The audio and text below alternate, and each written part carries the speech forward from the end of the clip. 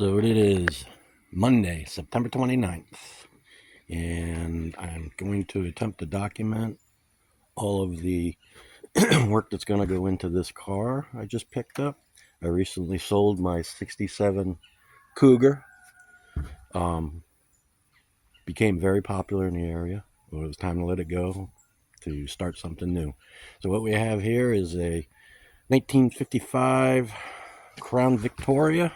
I picked it up about 2 weeks ago, North Carolina, Lake Gaston area, and we're going to begin work today.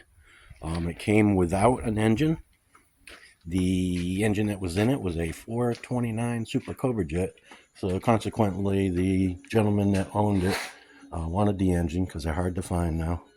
So I know the motor fits in there. I saw it in there, and I just so happen to have an extra 429 laying around. So here it is right here. All brand new, all rebuilt by Auto Machine Shop in Sunbury, North Carolina. It's a 429 Thunderjet. It's been all reworked. The heads had mild porting done to them. It's got the Wian 4-barrel intake. So I'm going to attempt to dress this up. One of the things in my other vehicle I always wanted to do and never did was to install one of these accessory kits. I always thought these were beautiful. This particular one is from CVF. I just got it in last Friday.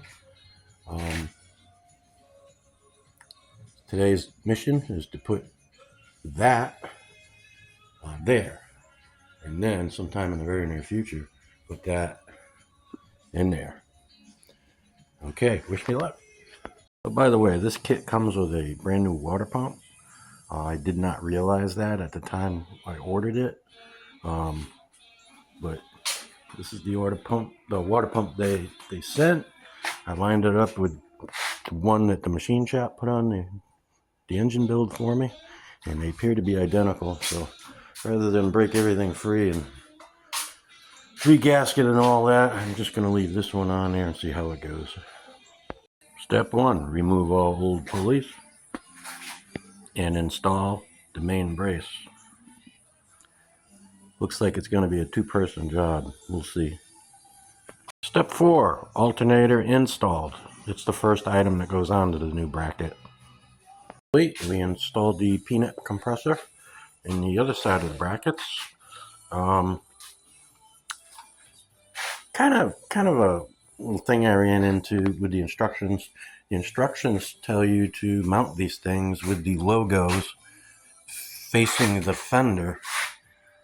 The alternator says install facing the fender, which we did. The AC compressor said install facing the fender, which I couldn't. It's here.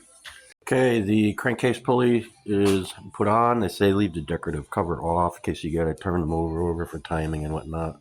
This motor's been all running timed, so I think I can go ahead and install that. Still got to tighten up the big bolt on the crank too. So we'll get that next. After that, we put the water pump pulleys on, and we'll see how that goes.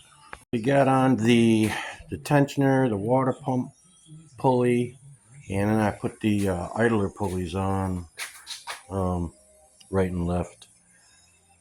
Ran into an issue on this right side idler. The bolt in the back. I don't know if we can see it. Let me find it here. All right, this piece right here that sticks out of the water pump. Right, actually, this one down here. This is hard to do on the phone. The one way down there. You can see how close the bolt comes to it. And then the instructions say put a self-locking nut. There is just no room. So I thought maybe the water pump that comes with the kit, maybe that little tit is machined down a little bit for clearance, but I measured them. There's the one on the table. This guy right here is the one in question. They're the same length, so they didn't machine it down. So I haven't had to go with a regular hex nut. There was just not enough room for the self-locking nut. The crown where the insert is hits that stud. So I had to go with a regular nut. I have seen the self-locking nuts, elastic stop nuts that are half height. I might look around for one of those and see if I can get that in there. But if I was to do that again before I'd start, I'd grab a grinder and whack about 1/4 inch of that off. It's not used in this application, so I think that'd be safe. So we got the serpentine belt on. That was a struggle. I had all kinds of pipes and stuff coming on to keep the thing. You can't do it by yourself. But eventually I got it. It is tight, tight, tight. I think they could have went just maybe an 1/8 inch longer on the belt. But it's on there. One thing I wanted to bring up though is these decorative caps for the idlers. They go on there with 3 screws. There's no threads in here. So I guess you're supposed to power them on because they say wait to put them in until after the belt's on. So wish me luck.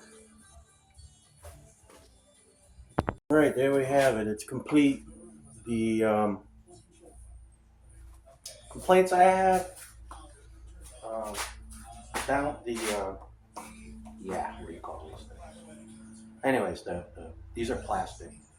They weren't threaded, or I don't know if they can thread them or not. But for $2,000, I kind of want to see some threads there. It gave me a real uneasy feeling just stuffing these screws into this plastic. Both of them like that. Idlers. That's the name, idlers. But they're on there. They don't seem to be going anywhere. Had an issue with the alternator pulley. There's no instructions on how to put these decorative covers on here, and I thought I had this backwards because the holes for the screws are in the back. So I thought the screws had to be the other side. I took it all apart. The belt, which I fought with a half an hour trying to get on, flipped the pulley around and discovered, nope, it was fine the way it was. Put it all back together. These screws go all the way through into the back to catch the back flange. Again, no instructions on this stuff. You just gotta figure it out.